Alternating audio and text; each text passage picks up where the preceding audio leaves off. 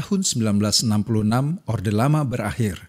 Di bawah kepemimpinan Soeharto, Indonesia memulai Orde yang baru. Orde baru fokus pada trilogi pembangunan, yaitu stabilitas politik, pertumbuhan ekonomi, dan kesejahteraan sosial. Trilogi pembangunan diyakini akan membawa masa depan Indonesia yang lebih baik. Namun ketidakadilan terjadi. Dalam banyak kasus, rakyat kecil ada di posisi lemah. Mencari keadilan lewat jalur hukum bukanlah perkara mudah. Ongkosnya pun tidak murah.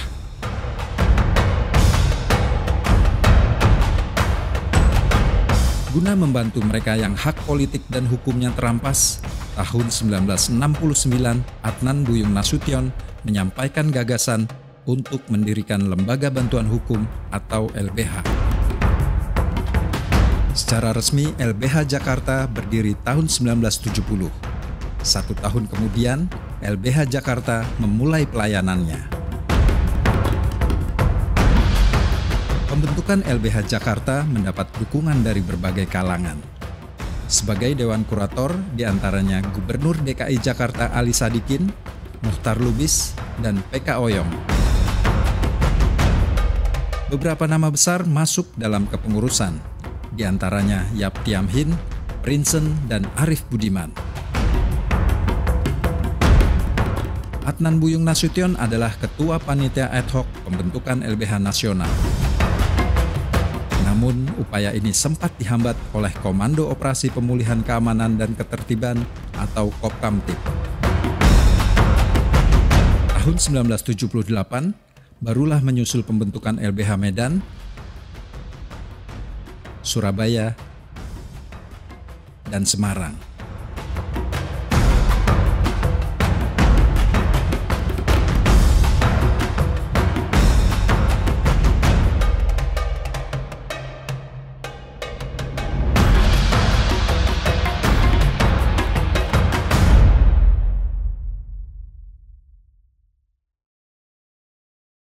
Dekade pertama beroperasinya LBH ditandai dengan munculnya proyek-proyek pembangunan yang dijalankan oleh pemerintah.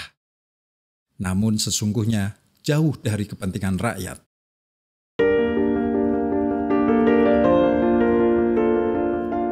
Penghujung tahun 1971 muncul ide pembangunan miniatur Indonesia Indah atau MII. Ide ini muncul dari Ibu Negara Siti Hartinah atau Ibu Tien Soeharto. Inilah miniatur Indonesia yang kemudian hari diberi nama Taman Mini Indonesia Indah.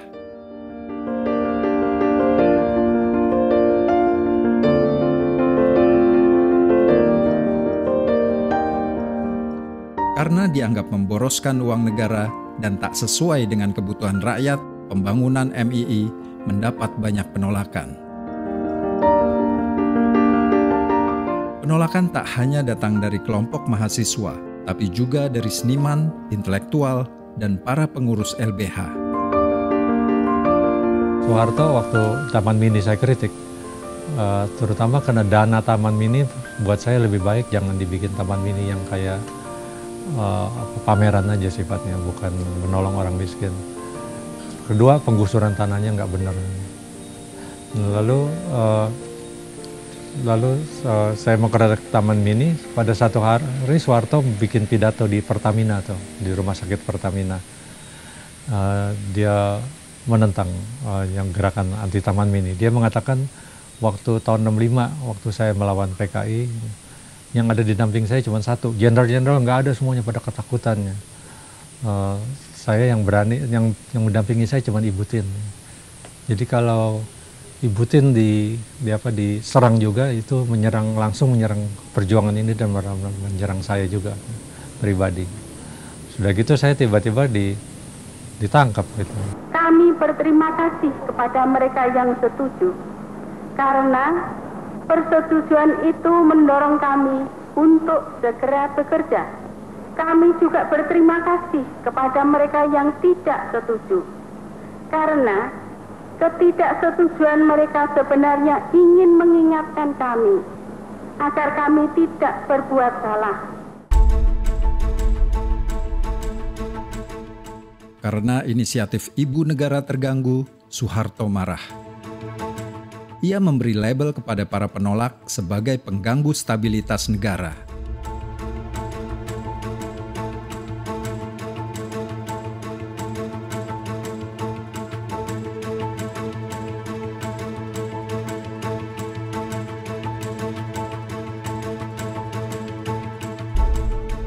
Kurang dari 2 pekan setelah pernyataan Soeharto tersebut, pemerintah melarang semua gerakan anti miniatur Indonesia Indah. Para tokoh penentang MII, termasuk pengurus LBH, Arief Budiman dan Prinsen, ditangkap.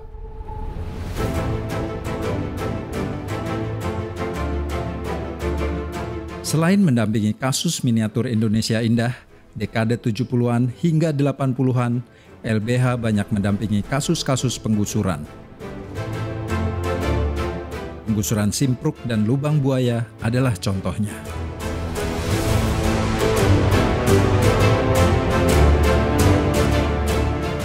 Inilah untuk pertama kalinya pengacara LBH yang berdasi dan bekerja di ruang pengadilan, kemudian ikut terjun ke tengah warga.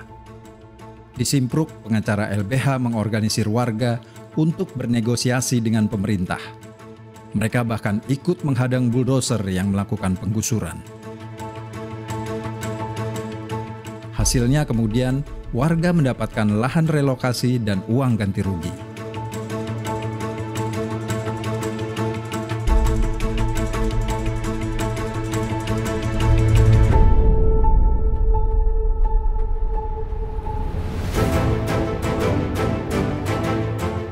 Di tahun 1974 terjadi peristiwa Malari atau Malapetaka 15 Januari. Saat itu ribuan mahasiswa melakukan aksi menolak masuknya investasi asing. Sejak pemberlakuan Undang-Undang Nomor 1 Tahun 1967 tentang penanaman modal asing, pertumbuhan ekonomi tinggi, namun diikuti pula tingginya kerusakan alam dan pelanggaran hak asasi manusia.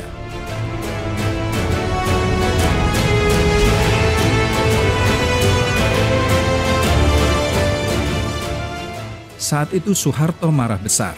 Akibatnya, beberapa aktivis mahasiswa ditangkap dan dikenai tuduhan pasal subversif.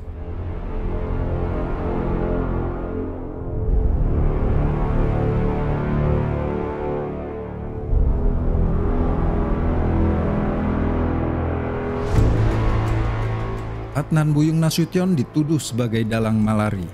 Ia ditahan selama 2 tahun tanpa proses peradilan. Semua pengacara LBH bahkan masuk dalam daftar hitam pemerintah.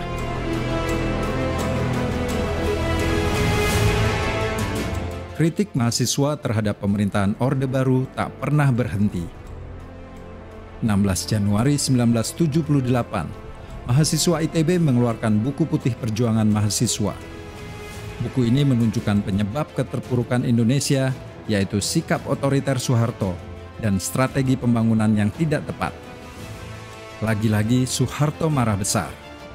Buku putih dilarang beredar dan aktivis mahasiswa ditangkapi. Adnan Buyung Nasution kemudian membentuk tim untuk melakukan pembelaan terhadap mahasiswa yang ditangkap. Pasca kasus buku putih inilah, anggota tim pembela menjadi bagian penting dari pembentukan LBH Bandung. Kasus-kasus awal yang dikawal LBH jelas menunjukkan semangat pendiriannya, yaitu melakukan perlawanan terhadap sistem yang tidak adil. Di era 80-an, ketika para ahli masih membicarakan teori strukturalisme dan penamaan bantuan hukum struktural atau BHS pada saat itu belum ada, namun LBH sesungguhnya telah mempraktikannya. Profesor Paul Mudikdo, seorang kriminolog dan sosiolog, menyebut pembelaan yang dilakukan LBH sebagai gerakan bantuan hukum struktural. Konsep bantuan hukum struktural mempertegas sikap LBH bahwa pembelaan bukan sebatas proses hukum di pengadilan, tetapi membangun kekuatan rakyat untuk melawan ketidakadilan.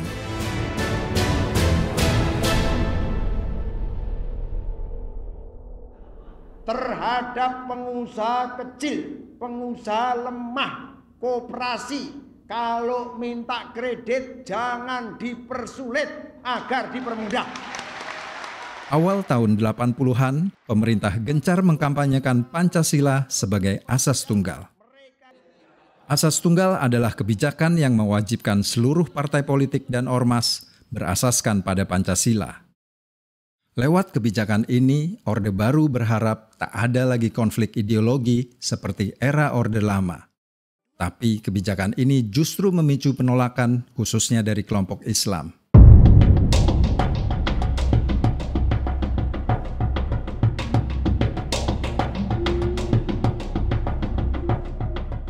(7 September 1984), seorang babinsa meminta warga mencopot poster yang berisi kritik terhadap Soeharto yang ada di dinding Musola Asadah, Gang 4 Koja, Tanjung Priok. Situasi memanas dengan cepat. 4 orang ditangkap aparat. 12 September 1984, terjadilah tragedi Tanjung Priok. Ribuan jamaah yang hendak menuntut pembebasan rekan mereka diberondong peluru tajam oleh aparat.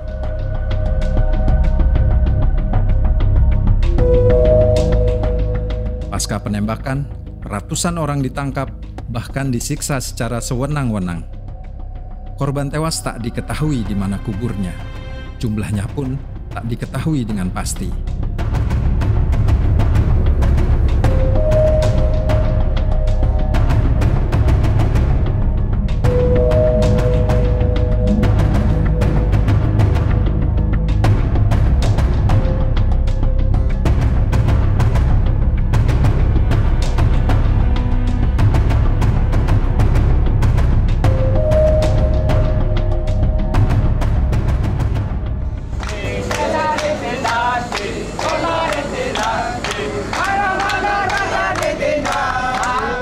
Korban lain pemberlakuan asas tunggal adalah kasus Talangsari, Lampung Timur. Warsidi dan kelompoknya bercita-cita membangun sebuah kampung yang menjamin warganya dapat menerapkan syariat Islam dalam kehidupan sehari-hari. Pemerintah mencurigai mereka menyebarkan ajaran sesat dan dianggap sebagai kelompok gerakan subversif.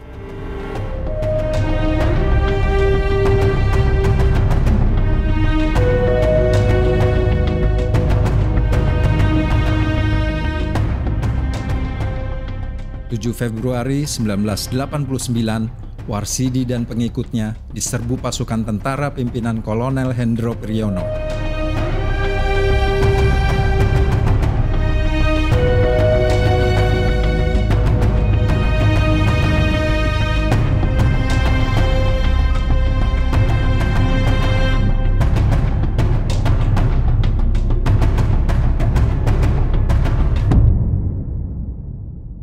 Jadi kelompok-kelompok Islam yang dianggap menolak itu apa asas tunggal atau apa, nah itu kayaknya yang menjadi sasaran pada saat itu. Nah, seluruh gerakan rakyat, apakah itu gerakan untuk keadilan, kasus-kasus tanah banyak pada saat itu. Nah itu itu dianggap sebagai gerakan subversif. Nah jadi asas tunggal itu sebenarnya untuk mengerangkeng, tau gak sih? Ngerangkeng itu aktivis, kamu gak usah banyak ngomong lah gitu. Tapi pada saat itu memang kejam sekali ya, maksudnya itu betul-betul tentara sih yang ada di depan untuk menjadi guardian dari pemerintah rezim itu. Tragedi Talangsari dan Tanjung Priok adalah contoh bagaimana Pancasila dijadikan legitimasi untuk memberangus kelompok yang dicap ekstrem kanan maupun ekstrem kiri.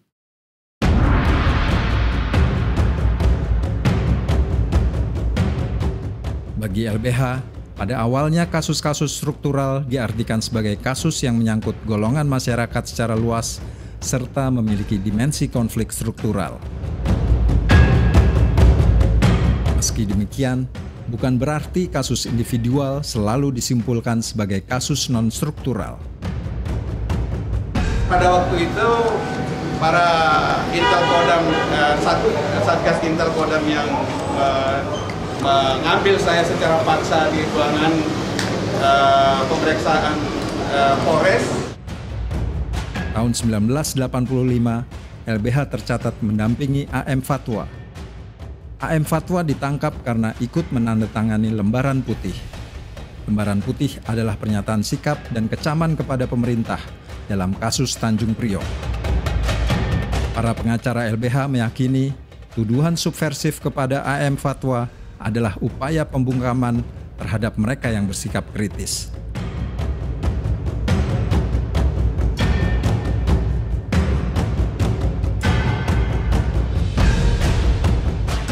Selain AM Fatwa, tuduhan subversif juga dikenakan kepada HR Darsono. HR Darsono dianggap sebagai dalang peledakan Bank Sentral Asia di Jakarta. Pengacara LBH yang mendampingi HR Darsono meyakini terjadinya peradilan sesat. Pidana subversif dipakai sebagai pasal karet untuk mengkriminalkan tokoh yang melawan pemerintah. LBH itu kuat sekali pada saat itu. Karena segala sesuatu kalau kita mau tahu satu kasus kita nggak tahu kemana lagi, kita cuma tahu LBH. Jadi kita datangnya ke situ. Jadi dulu tuh kayak kantor kedua loh, kita datang aja ke situ cari teman, ngobrol, segala macam, lihat kasus.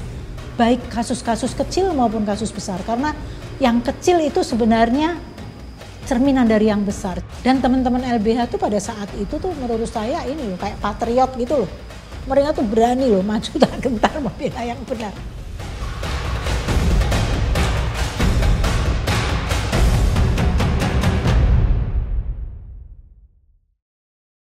Saya mau tanya, mengapa presiden di Indonesia cuma satu padahal Indonesia sangat luas?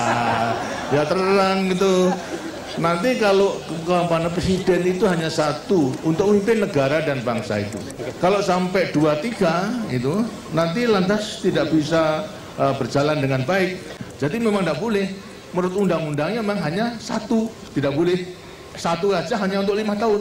Setelah 5 tahun boleh dipilih lagi untuk berapa? 5 tahun. Setelah 5 tahun kemudian lantas bertanggung-jawaban bisa juga dipilih lagi untuk berapa? 5 tahun. Begitu seterusnya, ya. Siapa kan tanya begitu? Siapa yang suruh siapa? Meski banyak mendapat kritik, pemerintahan Orde Baru yang didukung militerisme makin menunjukkan wajah represifnya.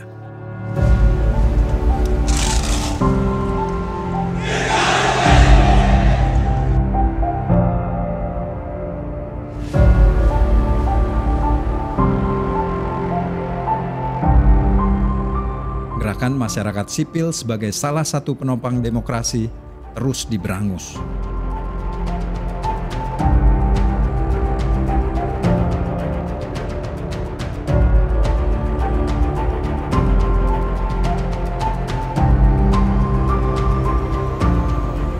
Marsinah adalah seorang buruh yang bekerja di pabrik jam di Porong, Sidoarjo, Jawa Timur. 4 Mei 1993, Marsinah memimpin unjuk rasa menuntut kenaikan upah. Pasca unjuk rasa tersebut, Marsinah menghilang. 4 hari kemudian, Marsinah ditemukan tewas di Desa Wilangan Nganjuk, 100 km lebih dari Sidoarjo. Mayatnya ditemukan dengan tanda-tanda bekas penyiksaan berat.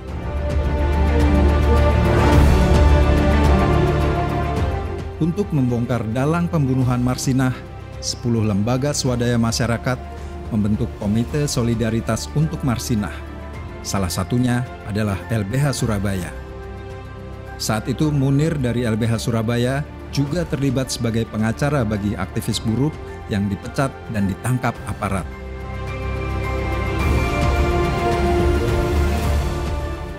Mei 1996, Soeharto masih berjaya. Bahwa putra terbaik bangsa yang memenuhi kriteria yang dimaksud untuk diajukan sebagai calon presiden mandataris MPR masa bakti 98-2003 adalah Haji Muhammad Soeharto. Masa itu sistem politik Indonesia hanya mengakui 2 partai politik dan 1 golongan karya.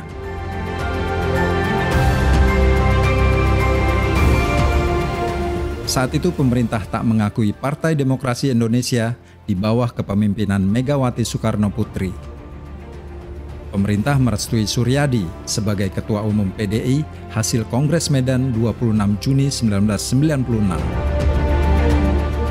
Saat situasi politik memanas, sekelompok anak muda mendeklarasikan partai baru, yaitu Partai Rakyat Demokratik atau PRD. Deklarasi ini dilakukan di kantor YLBHI LBH Jakarta. Masa itu tak ada tempat untuk kegiatan politik. Zaman waktu itu saya ingat ketika saya muda, kita tidak bisa sembarangan berbicara tentang politik. Di mana-mana seakan-akan ini dinding itu bertelinga.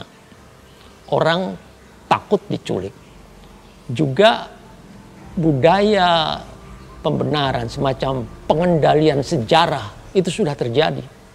Entah dengan pembungkaman, entah dengan pembisuan, entah dengan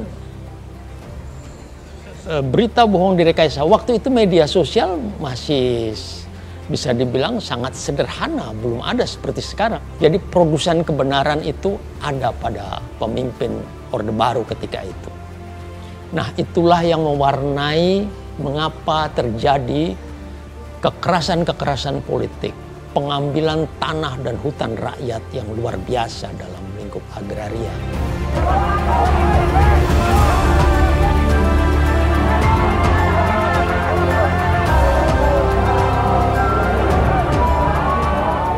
LBH dan seluruh jaringannya itu menjadi bagian penting yang mengorkestrasi gerakan, ya, yang kalau pakai bahasa pada saat itu betul-betul menjadi lokomotifnya, bukan lokomotif bantuan hukum, lokomotif demokrasi bahkan.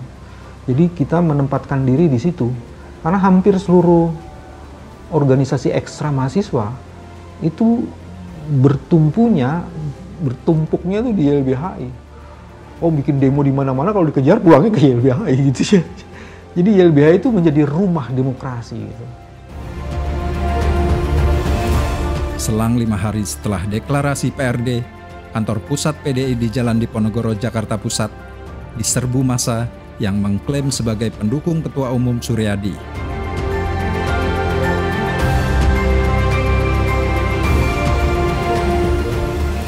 Akibat peristiwa itu, kerusuhan merembet ke beberapa wilayah di Jakarta.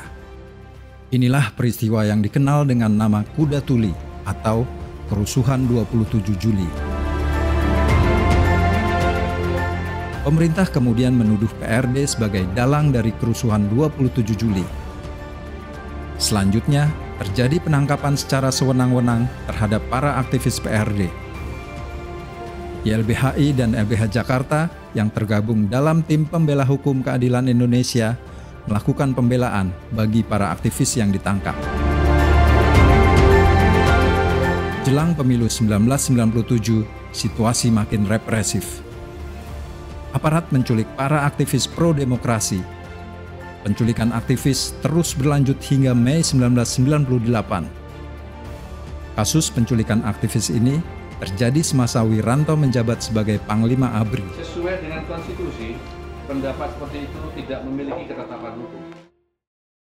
Pada periode ini, LBH memprediksikan bahwa kekuasaan Orde Baru akan segera jatuh. LBH dan komponen masyarakat sipil lainnya membuat langkah antisipasi dengan membangun organisasi non-pemerintah atau ORNOP. Ini dilakukan guna perlindungan terhadap masyarakat maupun keamanan organisasi LBH. Salah satunya adalah Kontras, Komisi untuk Orang Hilang dan Korban Tindak Kekerasan, yang didirikan 20 Maret 1998. Cikal bakal Kontras adalah Kipham yang ada sejak tahun 1996. Kelahiran Kontras didasari pemikiran bahwa YLBHI wajib mendukung pembentukan lembaga yang berani berhadapan-hadapan dengan kekuasaan yang represif. Selain menangani kasus penculikan aktivis dan penghilangan paksa tahun 1998, Kontras juga menangani kasus kekerasan yang terjadi di Aceh, Papua, dan Timor Timur. Selain itu juga kasus kekerasan dalam konflik horizontal yang terjadi di Maluku, Sambas, Sampit, dan Poso. Saya memutuskan untuk menyatakan berhenti. Setelah 32 tahun berkuasa, 21 Mei 1998, Soeharto akhirnya mengundurkan diri. Orde Baru berganti dengan Orde Reformasi.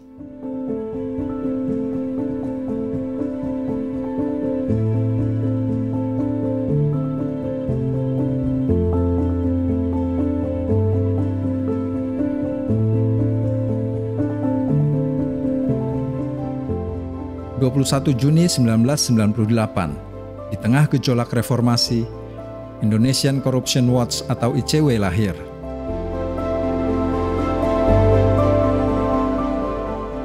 ICW digawangi langsung oleh beberapa aktivis YLBHI. Sejak berdirinya, ICW telah mengungkap kasus besar yang melibatkan pejabat publik, seperti kasus dugaan korupsi mantan Jaksa Agung Andi Galip dan kasus BLBI.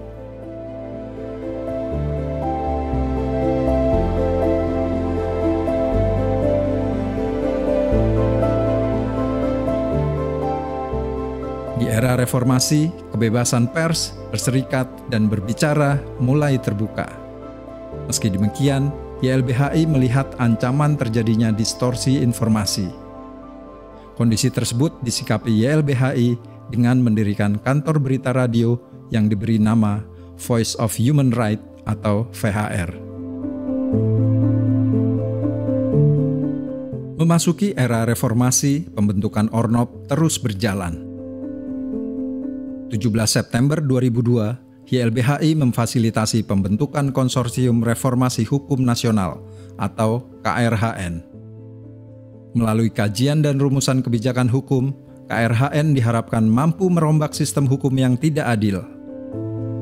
Kami pada saat itu mungkin salah satu NGOs yang berpikir mengenai public campaign dengan membuat Voice of Human Right.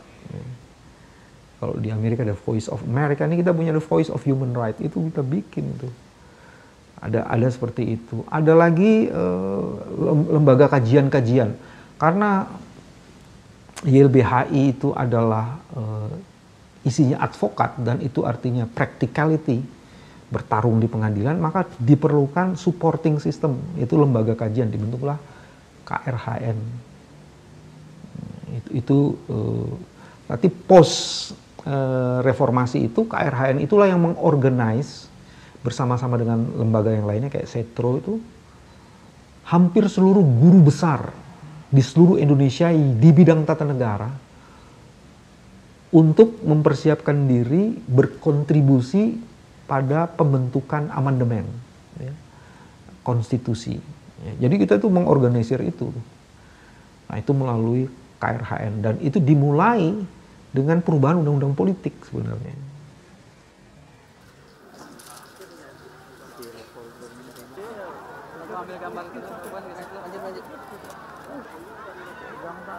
Di bawah kepemimpinan Presiden Jokowi, dekade ini pada awalnya adalah dekade yang penuh harapan.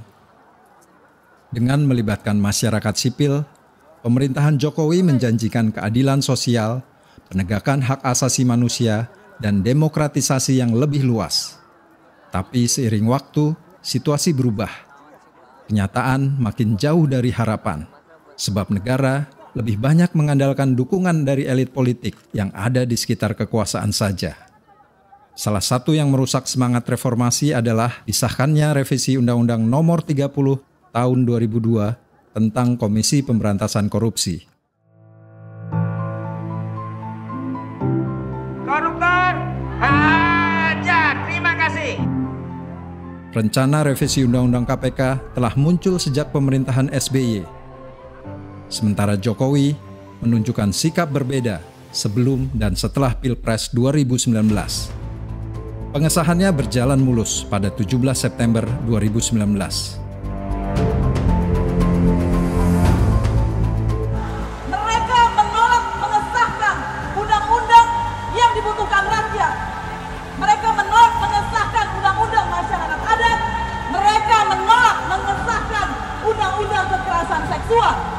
Tetapi dalam waktu singkat mereka bangsa, yang menguntungkan kroninya, yang menguntungkan oligarki. Apakah kita akan diam saja atau kita akan lawan, kawan-kawan? Lawan! Sejak itu, agenda pemberantasan korupsi memasuki babak baru. Undang-undang tersebut tak hanya mengubah kelembagaan KPK, tapi juga mengubah cara kerja KPK.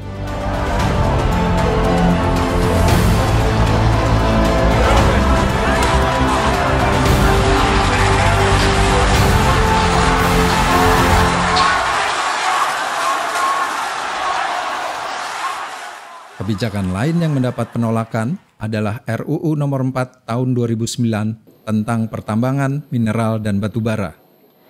Sidang Dewan yang terhormat, berikutnya kami akan menanyakan sekali lagi kepada seluruh anggota, apakah pembicaraan tingkat 2 pengambilan keputusan terhadap RUU tentang perubahan atas Undang-Undang Nomor 4 2009 tentang pertambangan, mineral, dan batu bara dapat disetujui untuk disahkan menjadi undang-undang? Setuju. RUU ini menuai penolakan, sebab terkesan hanya melayani kebutuhan investor. Sementara pengawasan terhadap perusahaan tambang lemah, sedangkan partisipasi warga justru dihambat. RUU ini disahkan pada 12 Mei 2020. Dulu kan waktu awal-awal reformasi, oleh karena antusiasisme yang cukup kuat terhadap institusionalisme demokratik yang baru seperti partai politik, orang merasa bahwa perjuangan kepentingan politik demokratik itu bisa sepenuhnya disalurkan di dalam partai politik. Tetapi kan kita lihat dalam perkembangannya, ya kan, ada perubahan-perubahan yang mendasar dalam struktur ekonomi politik yang berkembang di Indonesia, gitu ya. Nah, artinya apa di sini? Artinya political engagement dari civil society itu dia hanya akan pada bolanya memang dia kuat karena dia memanfaatkan energi dari momentum reformasi. Tapi begitu dia terserap dalam institusi politik, maka energi dari momentum itu dia melorot. Dia melorot. Dan akhirnya agenda-agenda besar itu lebih banyak diajukan oleh mereka-mereka yang punya resource power yang lebih kokoh. Gitu loh, ya kan? Yang lebih kokoh. Nah, inilah yang saya kira satu hal yang miss dari proses sepanjang 10 tahun awal reformasi itu. Nah, saya kira apa kemudian kalau gitu agenda terbesarnya? Agenda terbesarnya adalah kalau menurut saya ini untuk menutupi kekurangan itu di masa depan. Yang tadi saya katakan adalah civil society Indonesia perlu memperluas dan memperkokoh basis sosialnya lagi. Pemerintah akan mengajak DPR untuk menerbitkan 2 undang-undang besar. Yang pertama, Undang-Undang Cipta Lapangan Kerja. Yang kedua, Undang-Undang Pemberdayaan UMKM. Masing-masing undang-undang tersebut akan menjadi Omnibus Law. Pasca pidato pelantikan Jokowi pada 20 Oktober 2019, Presiden mengirimkan draft RUU Cipta Kerja kepada DPR RI 7 Februari 2020. Dengan substansi dan teknis yang penuh dengan ketidakjelasan, RUU Cipta Kerja mendapat banyak penolakan.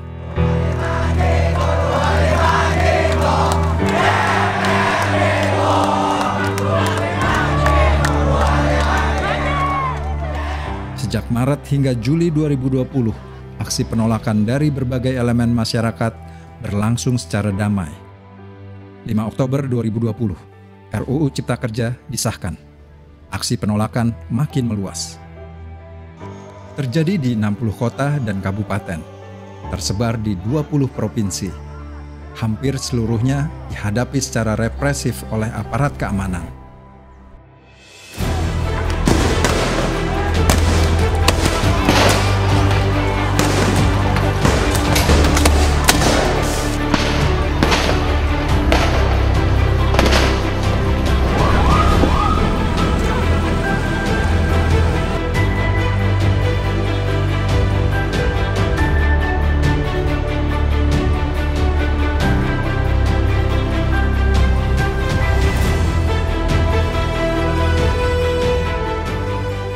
gerakan masyarakat sipil layu, terutama setelah mereka kehilangan sedikit panutan, karena beberapa orang yang layak jadi panutan justru menempatkan posisi yang berseberangan dengan gerakan masyarakat sipil. Tetapi harapan selalu muncul. Gerakan anak muda hari ini sangat brilian, mengusung isu-isu rakyat bantu rakyat, teman jaga teman, dan itu betul-betul sangat menginspirasi. Dalam situasi seperti ini, tidak ada pilihan lain. YLBI harus menyesuaikan kaderisasinya untuk bisa menjawab berbagai tantangan advokasi yang semakin berat. Sistem organisasinya harus mampu beradaptasi dan kompatibel untuk menjawab berbagai tantangan yang ada. Keberlanjutannya pun harus terus dijaga dan dipertahankan.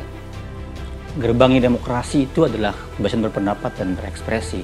Situasi kini, pemerintah dan aparat memposisikan demonstrasi dan kritik sebagai ancaman, sebagai tindakan yang terlarang.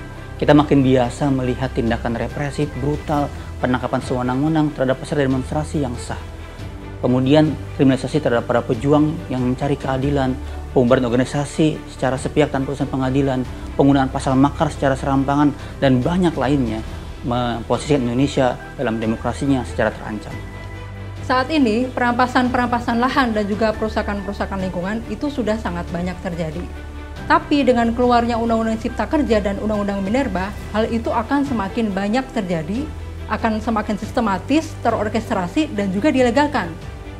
Yang kedua, perusakan lingkungan juga akan bertambah banyak karena dimudahkannya pemberian izin-izin oleh pemerintah kepada perusahaan-perusahaan untuk keperluan investasi.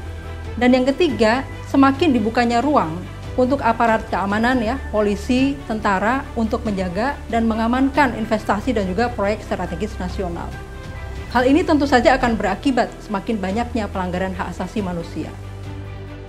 Sejarah berulang, 3 mantra Orde Baru kembali, pembangunan skala besar yang tidak diinginkan rakyat dan tidak pernah bertanya kepada rakyat, penyelenggaraan negara yang koruptif, dan pendekatan keamanan yang represif.